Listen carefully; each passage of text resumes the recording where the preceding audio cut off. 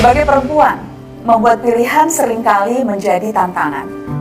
Kerap kali kita ditanya, bekerja atau jadi ibu rumah tangga? Seolah-olah memilih salah satu akan mengorbankan yang lainnya. Pilihan bekerja akan dilihat sebagai pilihan yang melawan kodrat, sementara pilihan menjadi ibu rumah tangga akan membuat perempuan dinilai mengorbankan bakat. Dilema dan penghakiman yang tidak pernah dialami oleh laki-laki. Kapan kita pernah mendengar seorang pria ditanya, mau berkarir atau jadi ayah yang baik? Tiap kali perempuan bimbang mengambil pilihan, orang-orang dengan gampang memvonis, perempuan memang ribet. Kami bukan makhluk yang ribet, juga tidak ingin ribet. Cara pandang dunia atas perempuan yang membuat kami harus bertimbang lebih banyak saat harus mengambil pilihan. Jika kami kadang tampak bimbang atau ribet, percayalah itu hanyalah akibat, bukan pembawaan. Mari tegaskan satu hal, perempuan itu selalu multiperan dan semuanya hadir dengan tuntutan. Tidak ada satupun dari kita yang kekurangan pekerjaan. Menjadi pengurus komite di sekolah, aktif di kegiatan pengajian di lingkungan, bekerja dari rumah dengan jam kerja fleksibel dan beragam bentuk lain. Di era digitalisasi teknologi ini, perempuan bekerja dalam berbagai bentuk dan aktivitas yang bervariasi. Dan itu artinya, jumlah perempuan berkarya di negeri ini luar biasa besar. Tapi dukungan yang diberikan, baik dari lingkungan maupun kebijakan, seringkali tidak sepadan dengan kontribusi yang kita berikan.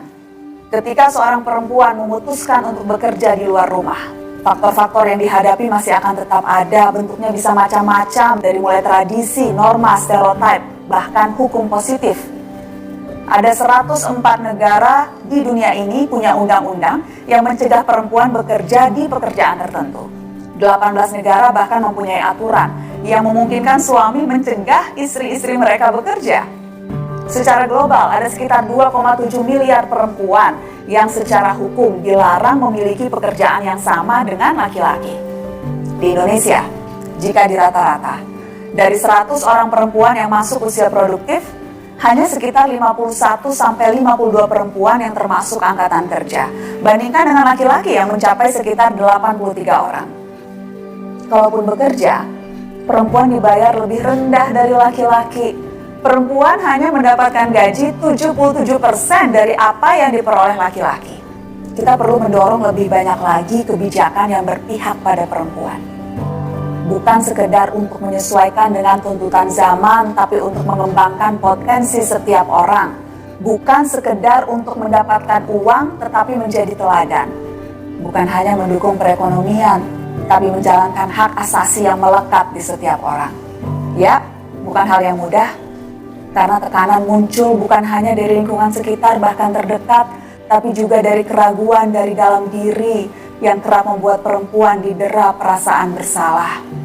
Apapun karya yang kita lakukan di luar peran sebagai ibu, terkadang memunculkan kekhawatiran. Sudahkah saya menjadi ibu yang baik? Padahal ibu yang bekerja berapapun waktunya, jelas tetap ibu sepenuh waktu.